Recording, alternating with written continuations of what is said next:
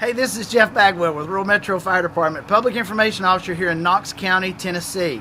Today we're out in West Knox County. We're going to tour our newest fire station. It's off at Westland Drive behind the Weigels across the street from the Children's Hospital West Clinic on Lake Heritage Boulevard.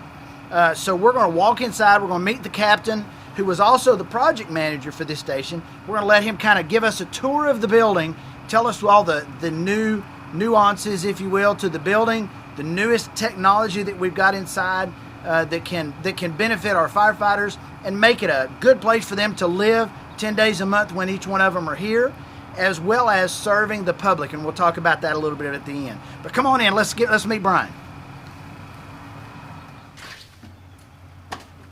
Hey, Captain Brian Woods. Hi, Jeff. Welcome to New 16. Hey, buddy. Come on in. Now, look, I've got Brian with us, and he's going to kind of give us a walkthrough of this building and let us see how beautiful this new facility is so that you guys at home can understand a little bit more about how our firefighters live when they're here 24 hours a day, 7 days a week. Okay, so Brian, why don't you take it away, walk us around your building, show us how it looks. All right. Well, we can go back this way, back to the typical shift bedroom that we have.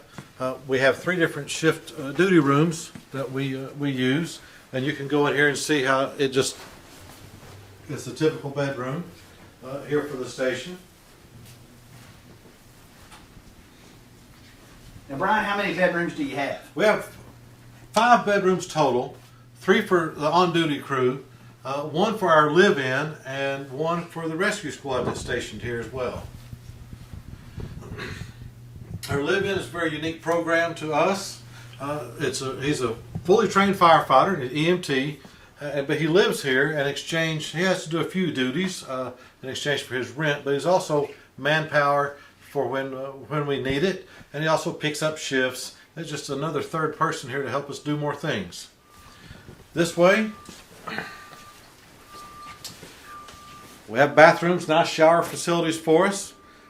Good closets for storage. It's a really nice building, and it really will meet our needs for years to come. Now, Brian, one interesting thing I've noticed at every fire station we've been to now is there are 3 individual lockers in the kitchen and 3 individual refrigerators. Explain why we need that. Well, there's 1 for each shift. Each shift. They don't share? No, not really. We don't share well. But 1 for each shift, so we can have our own things.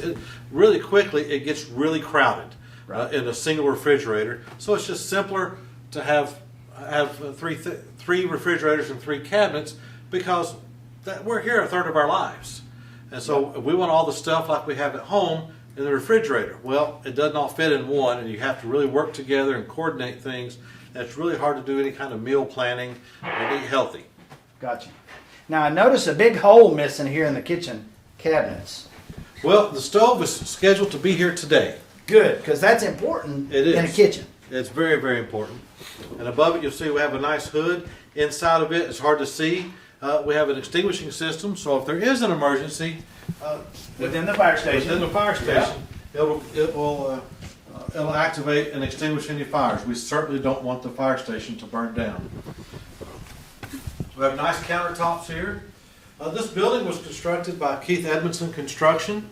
It was designed by George Ewart, and his interior designer, Christina Fair, picked out the colors. Beautiful. So it looks nicer than what a bunch of firemen would pick out. So they did a great job here. We love our stained concrete floor. It's easily to maintain, easy to clean, and it's very easy for us to disinfect the solid surfaces that we have. And that's very important to us, because we don't want to bring the germs from the scenes into our fire stations, and we certainly don't want to take those home. That's true. It's true. Through this hallway is 2 more bunk rooms, another restroom, and then our laundry facilities. We have to wash clothes here just like you do at home. We have our station supplies mostly sorted out. The station's very new to us, so just like when you move into your home, there's still some things that have to be organized. And we're getting there. It's going to happen soon, sooner than later. If you'll notice, Jeff, the stations are real. Go ahead. If you notice, Jeff has decided to take advantage of one of our chairs. These are really nice. And he will stop snoring soon. Nice. Yeah. Gotta quit snoring. Got work to do. One very unique thing about this station, one of our firefighters actually came up with the idea, is we have our back exit, due to ADA and code requirements, has to be able to come around and meet pavement, for access or for egress purposes. So one of our firefighters, Robbie Gibbs, who is a firefighter paramedic on C shift, said, hey, since we have this big deck out here, it had to be this wide for codes, let's put a cover on it. So we put the cover on it, and this is one of our favorite places to be when the weather is nice.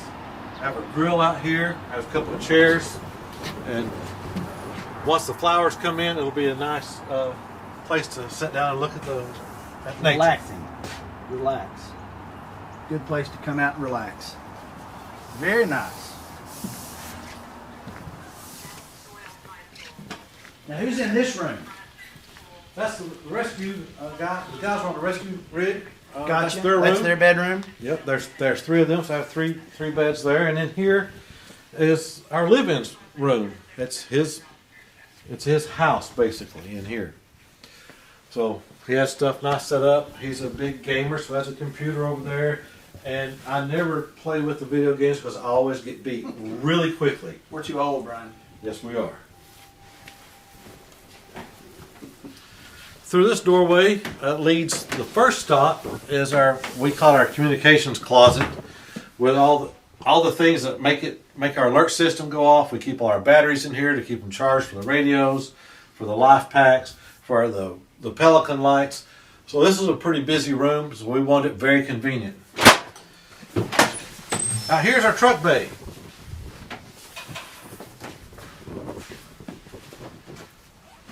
And the very first thing you see out here is the rescue truck. It's staffed here. They moved it here from a station further west because this is a much better location for access. We'll be on Pellissippi in just a few moments, and then can be on I-40 just about 3 minutes after that. Yep. So we're really happy with this location.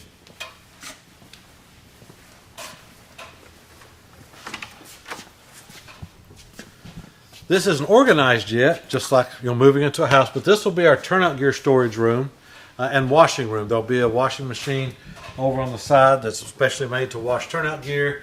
We have a utility sink in here.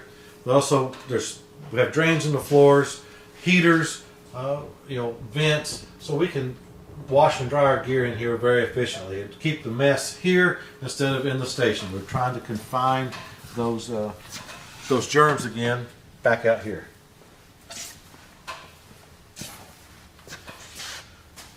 We keep our engine here in the middle. In the middle bay, there's 3 bays here. We keep it here. It's ready to go 24/7. We actually respond on the call. That little pinging you hear is just the apparatus cooling off the motors and muffler systems. We have a shop here. Like everything else, it's not organized yet. Our real bench hasn't come in.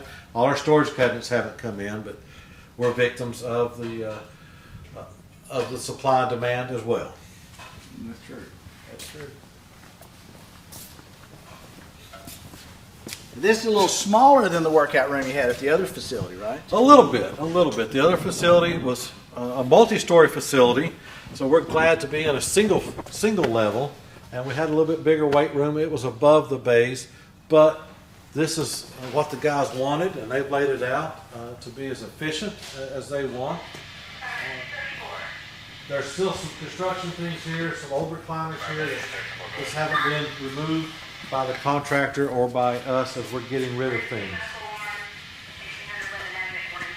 Of course, now this building has a sprinkler system, right? It's fully sprinklered. As do all our fire stations. Yes. We sprinkle everything for safety.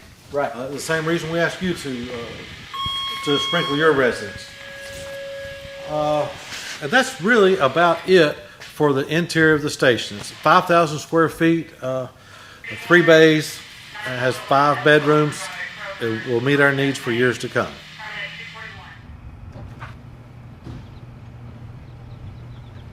Sounds so good.